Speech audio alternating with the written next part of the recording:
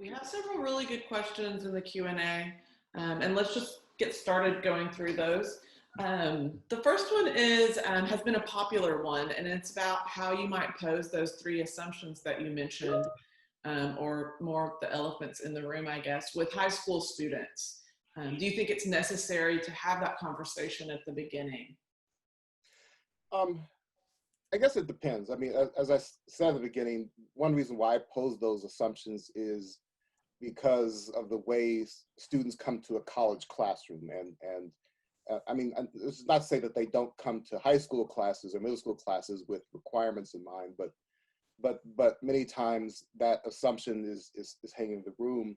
Plus, I also have to assume that I also, riff off of what students have said in the past to me. They've said that when they take my class, I mean, I'm not going to use that offensive word now, but they've had one student said, yeah, when I told my friends I was taking this class, he says, why are you taking nigger lit?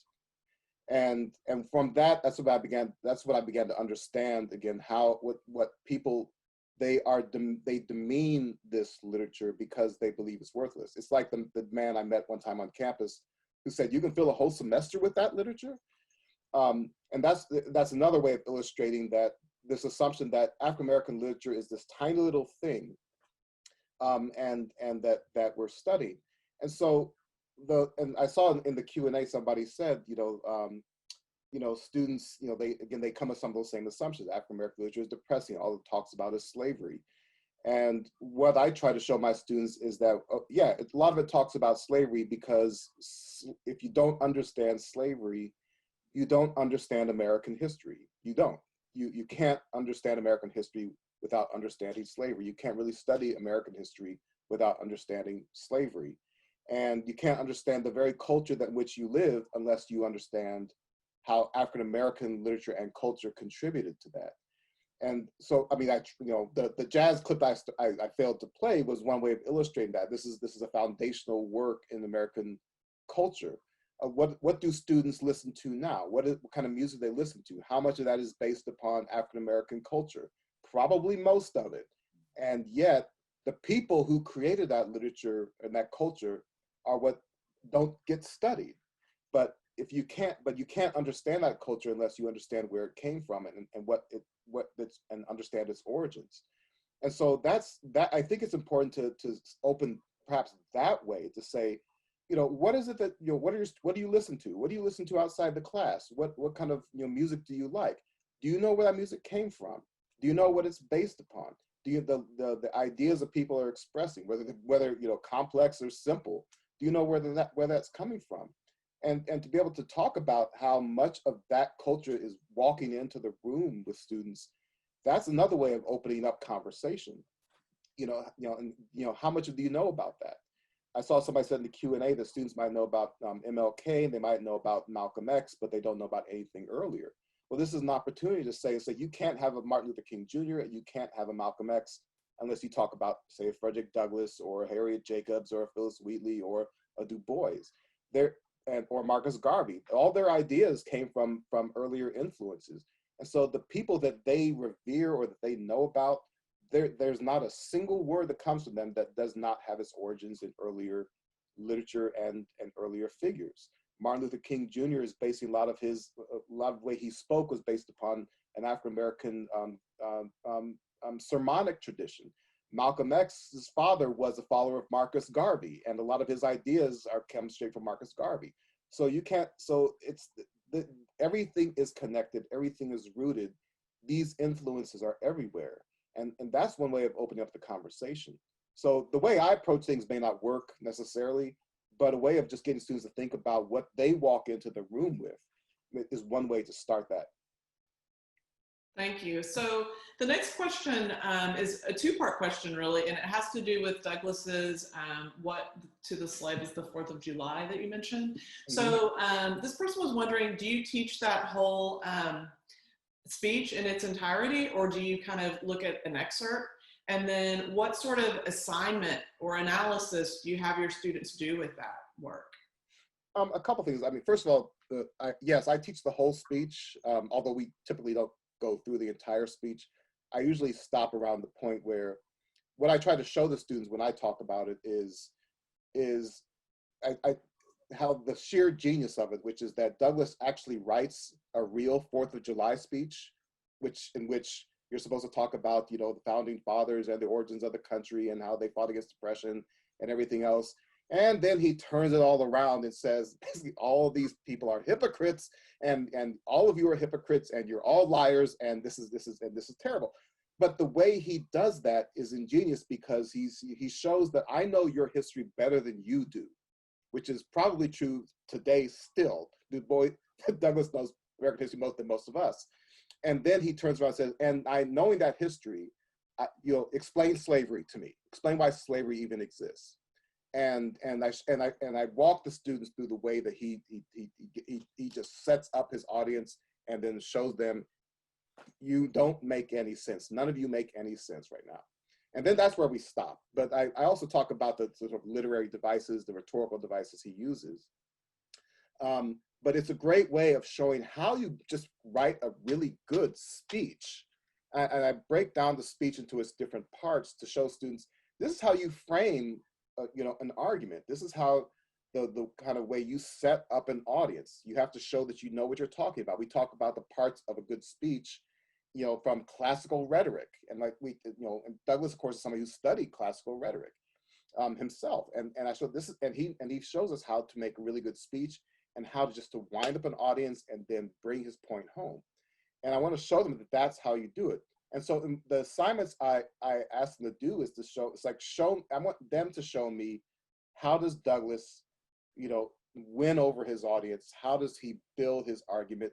Show me what he's doing at every stage as he builds the argument, to go beyond what we talk about in class and just go to other passages and show what ultimately how it's effective.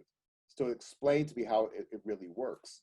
And it gives it's a chance for them to go slowly through the text, if they're doing it carefully, and see how one actually writes a really good speech. And what I try to show them is, this is the way that one writes a good paper. It's the same idea. You've got to introduce your idea. You've got to introduce your evidence, and then you've got to turn around to move towards your conclusion. And it's actually a better way, not necessarily a better way, but it's a really good way of illustrating how one can actually write a really good paper, as opposed to just talking about, say, a 5-paragraph essay. And students really begin to appreciate another way of approaching their writing. I like what you said about forcing students to slow down, because I find that in my own classroom, that I really have to force them to read the sentences carefully and challenge them to think about even what is each sentence saying, because they kind of fight that. So several people have really appreciated your definition of mastered narrative, and they were hoping that, since it was so beautifully complex, that you might be able to provide a copy of that definition. Sure. Okay. Absolutely. Yeah. Maybe we can get that then posted in the Google Classroom for you guys, so you can have a copy of that. Okay, so the next question also has to do, I guess, with thinking about some of those assumptions that you mentioned at the beginning, and how sometimes students come to the class with this concept that African-American lit is kind of only dealing with slavery and more depressing topics. And so this person was kind of wondering, what contemporary authors do you like to bring into the conversation to help them really break that idea? Well, it's a hard question to answer, because a lot of contemporary works that I would use, I don't know if they're appropriate for a middle high school classroom, just because the language. I'm thinking about people like Percival Everett or Paul Beatty, but also somebody mentioned, I saw in the Q&A, Colson Whitehead, who's a great person to use to talk about slavery to a certain extent. But I mentioned Paul Beatty as one, just because he takes a more humorous, somewhat satirical perspective on slavery in his first novel, The White Boy Shuffle, but also in his most recent work, The Sellout, in which he really introduces really complex ideas about what slavery was and is, and why, and what segregation is, and just the current state of race relations, if you like. But it's hard to, when students say that slavery is depressing, I said, well, I sure hope slavery is depressing. I mean, it should be depressing, but I want to say, but what's more important to understand is something that I said in the lecture, which is it's not as if, reading about slavery and the people who wrote about slavery wrote only about the horrors of slavery. In Frederick Douglass's narrative, of course, this is a slave narrative that was meant to convince people who were reading it that slavery is horrible. But what Douglass also focuses on is really himself, how he, despite the fact that he was enslaved, taught himself to read once his mistress stopped teaching him how to read. He learned how to educate himself. He learned the importance of education. He learned the importance of understanding who you are. He learned the importance of fighting back. He learned the importance of fighting for things that you believe in, like freedom, especially obviously his own freedom. He learned the importance of being, in many ways, if not entirely self-sufficient, of understanding who he was. The moment that he understands, first of all, that he was enslaved, and then he understands how to get out of slavery, which is to use his wits, to use his brains, to use also his body and his strength to fight against that system, but usually using his wits and his brains to escape from slavery. That illustrates that, again, the people who were enslaved understood that the way that you can, even if you never escape from slavery, the way to keep it from being even worse was you had to use your wits and you had to use your brains. Whatever form of system of oppression you live under, you have to learn how to use your wits and your brains. And that doesn't mean that you're not still oppressed, but it doesn't mean that you have to be passive, that you have to accept your condition. And that's what the literature teaches us. It teaches us that the people who wrote these narratives later after they escaped from slavery are writing to teach us about their experiences and to condemn those experiences, but also to show that I wasn't passive. I worked hard and I fought. I joined with other people who helped me to obtain freedom, to obtain an education, and to find a way to free myself. And those ideas just keep echoing after slavery. These are ideas that keep going on: education, intelligence, wit, resources, economics. These are all ideas that find their way into the literature. And that's what I want students to understand. Those are the concepts to understand. It's not just to say slavery was horrible and people got whipped and raped and mutilated. It's they still found a way to be human and they never gave up their humanity. That's the real lesson. And that's the real lesson that they should take from the entire literature. Your humanity is the assumption at the core of it, not just horrors and terrors. Yes. So I think this next question is a good one because I believe it's something that we've all probably struggled with if we've taught a survey course. And it's just that idea of feeling like you have to compress so many important works in such a small period of time because you don't have enough time to cover everyone.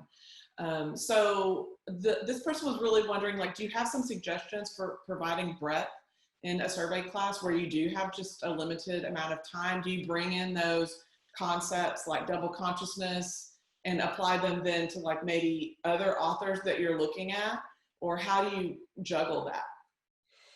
Yeah, I mean, that's a really good question. I mean, the concept of double consciousness I use as an essay question, for example. I ask students to say, okay, first of all, show me that you understand what double consciousness means, but also show me how that shows up in later works, how you have characters who are struggling with the way that other people see them, as well as with their own identity, their own sense of identity.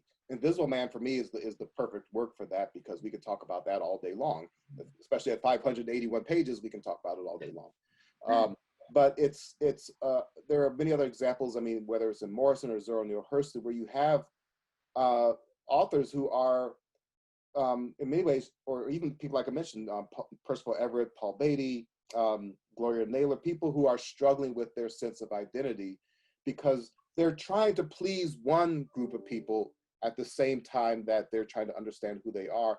And what, in many cases, what people, what students recognize is the people who are struggling with a sense of themselves and what their identities are, which is most of us, are the ones those are the main struggles in a lot of their works. How does one begin to create an identity, build an identity, especially when you live in a culture that is telling that who you are is less than, that is worth less. How do you then fight that? How do you come to a sense of who you are? And that's what really helps us getting those concepts, to be the center of students' attention. So that's one way that I do it, is to say, okay, I give them a concept, yes, and say, all right, so let's talk about this story, in which this character is struggling with that same idea, or is that character still struggling with the same idea? And that allows me to do a little bit more work with the concept. The concept of the master narrative, as I started with, is the same thing. How is this person fighting against the dominant way that people, look at him or her? Whether it's white oppression, or whether it's women, who are suffering from oppression from, just American culture, but also, of course, problems within the African American community, where people are struggling with a lot of other different problems. So we can see how these terms may be redefined and updated for different circumstances, and students do a lot of that. They say, it's like, I see this concept being redefined in this way, and that's where things get really interesting. So that's one way. A base concept can do a lot of work if you only have a limited amount of time and only a few texts to work with. Yeah, I really agree. I actually use the Du Bois essay with my students in freshman writing classes, so it works really well there as well. I think we maybe have time for one more question. This one is about teaching middle school, which I think there might be several teachers that would be interested in this. So Christy's asking about finding folklore without the N word. Do you have some resources that might be useful and appropriate for middle school that you could suggest? Yeah, I saw that somebody posted a link to one resource. Some other sources that I might turn to. Roger the Abrahams was a folklorist who collected a lot of folklore. Darryl Coomber Dance, who's Darryl spelled with one R, and last name Dance, is also a scholar whose book Shuckin' and Jivin' collects a lot of folklore that is told with more contemporarily. Some of it still has offensive language, but some of it doesn't. But so she has multiple examples, but those are two books that I would turn to. The thing about folklore is that there are many, many examples of folklore and many different ways that people have told these stories many times over. So you might see the same story told differently in two different books. But those are two books I would turn, the works of Roger Abrahams and Darryl Coomber Dance. They've collected a lot of folklore. Even some of Zora Hurston's first book, Mules and Men, from which some of the folklore that we read is taken, has stories that don't use offensive language, but you have to comb for it. There's some stories that don't use any kind of offensive language at all, but they're the problem that students actually struggle with is not so much offensive language. Many times what they struggle with is when they see older stories that are told in dialect. You have to help them to understand how to read dialect and the way that the English language is being corrupted for the sake of this particular genre. So that's actually probably the greater struggle. It's not just the N-word being used, it's actually people trying to understand how to read language that we would consider offensive in the way that the English language is being written. But helping them understand the context of that takes away part of that problem.